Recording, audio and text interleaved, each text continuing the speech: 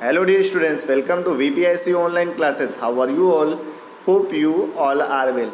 I am your physics teacher Kuldeep sir.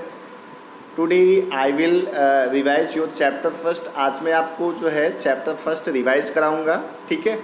जैसा कि आपको बताया गया था कि आपके 7 तारीख से जो है यूनिट टेस्ट हैं, तो आपको सिलेबस सेंड कर दिया गया कि कौन कौन सा यानी कितने चैप्टर आपके आएंगे, कौन कौन सा चैप्टर आएगा।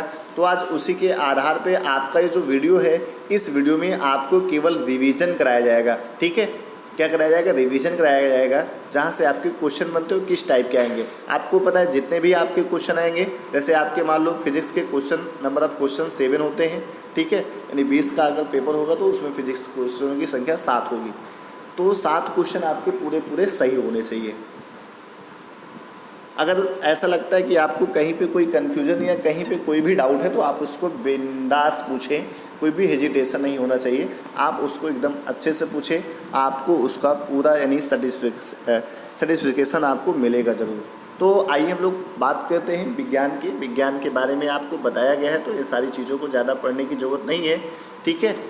विज्ञान ये पूछा था कि विज्ञान किस भाषा से लिया गया है, तो आपका लैटिन हो जाएगा, ग्रीक हो जाएगा, ये सारी चीज़ें रहेंगी। तो आपको किस पे लगाना है बेटा? लैटिन पे लगाना है। किस शब्द से लिया गया? सिंटिया से। इसका अर्थ क्या होता है? नॉलेज यानी ज्ञान, या टू नो आप कह सकते हैं, जानना होता है, ठीक। इससे ये आपका 2 क्वेश्चन बन सकता है। किस भाषा से लिया गया? लैटिन भाषा से, ठीक है। किस शब्द से लिया गया? सिंटिया से लिया गया। विज्ञान आपको पता है 3 पार्ट्स में डिवाइड है, फिजिक्स, केमिस्ट्री और बायोलॉजी। तो अब हम जो रिवाइज कराएंगे, क्या कराएंगे? फिजिक्स कराएंगे आपको। फिजिक्स के बारे में आपको जानकारी, इसके अंतर्गत हम लोग प्रकृति तथा प्राकृतिक घटनाओं का अध्ययन करते हैं। फिजिक्स की उत्पत्ति ग्रीक भाषा के फ्यूसिस शब्द से हुई है, जिसका अर्थ होता है प्रकृति।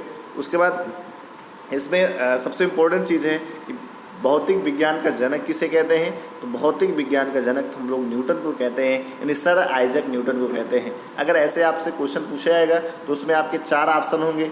4 ऑप्शन में आपको एक ऑप्शन सिलेक्ट करना है। जो ऑप्शन आप सेलेक्ट करेंगे अगर करेक्ट है तो आपको 1 मार्क्स मिलेगा, ठीक है, 1 मार्क्स मिल जाएगा।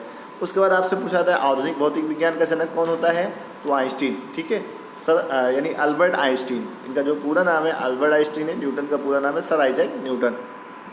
इसके बाद हम लोग पढ़ते हैं इसमें थोड़ी बेसिक चीज़ें जो कि आपके सिलेबस में से हट दी गई हैं, लेकिन हमको पढ़ना है फंडामेंटल क्वांटिटी। यानी आपकी मूल राशियाँ क्या होती है? मूल राशियाँ आपकी 7 होती हैं। कौन कौन सी? ठीक है, कौन कौन सी होती है? द्रव्यमान, लंबाई, समय, ताप, वैद्युत धारा, ज्योत तीव्रता, पदार्थ की मात्रा। आपको पता है द्रव्यमान का मात्रक किलोग्राम होता है, लंबाई का मात्रक मीटर होता है, समय का मात्रक सेकंड होता है, टेम्परेचर का मात्रक केल्विन होता है, वैद्युत धारा का मात्रक एम्पियर होता है, ज्योत तीव्रता का मात्रक कैंडिला होता है, पदार्थ की मात्रा का मात्रक मोल होता है। आपसे आएगा निम्नलिखित में से मूल राशि नहीं है।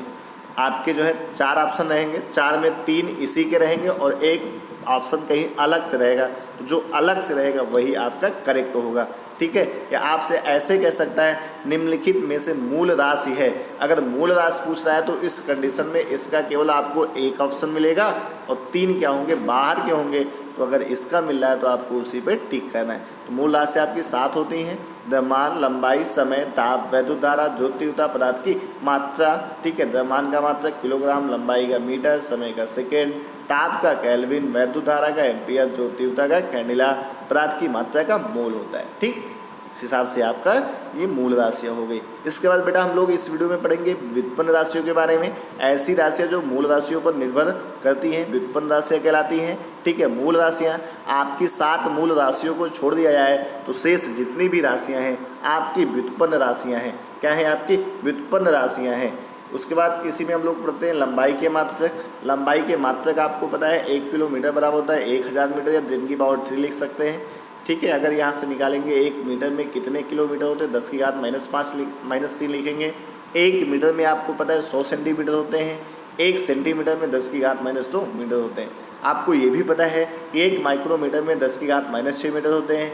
1 नैनोमीटर में 10 की घात -9 मीटर होते हैं। 1 एंगस्ट्रॉम में 10 की घात -10 मीटर होते हैं। 1 पिकोमीटर में 10 की घात -12 मीटर होते हैं।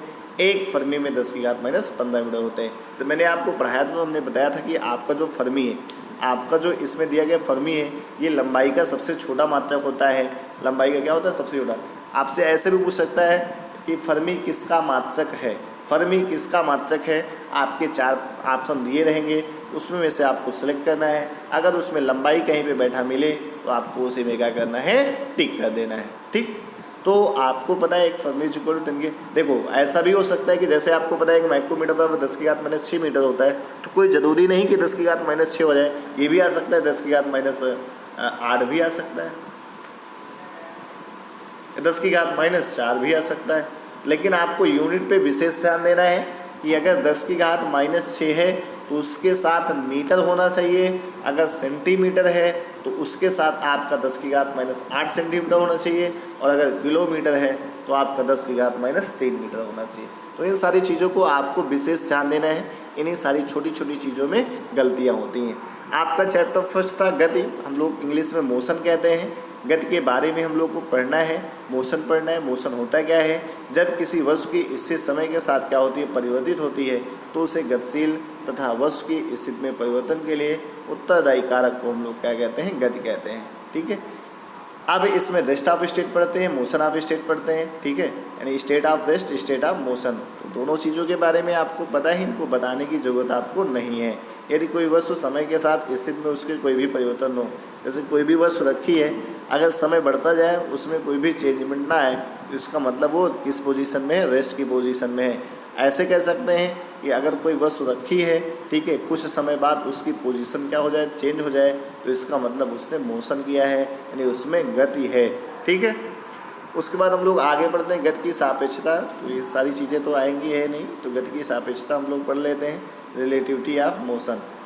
उसके बाद गति के प्रकार आप पढ़ सकते हैं, टाइप्स ऑफ मोशन पढ़ सकते हैं, रेखीय अथवा रैखिक गति, एक समान वृत्तीय गति, अनियमित गति, और आपका जाके है इधर दोलनीय अथवा काल्पनिक गति या घूर्णन गति। ये 4 आपके मोशन है, तो इनको इन सारी चीज़ों को आपको अच्छे से पढ़ना है। ठीक है, तो आज की वीडियो में बस इतना ही, इतनी चीज़ें आप अच्छे से रिवाइज करिए। नेक्स्ट वीडियो में मैं आपको इस जो शेष चैप्टर, यानी जो शेष इस टॉपिक, यानी इस चैप्टर के जो शेष पार्ट रहे हैं उनको पढ़ना है। उसके बाद इस चैप्टर के मैं आपको ऑब्जेक्टिव क्वेश्चन लगभग अप्रॉक्सीमेट 40+ सॉल्व करा दूंगा, तो पेपर में कोई भी दिक्कत नहीं होगी। Thank you, stay home, be safe, keep studying.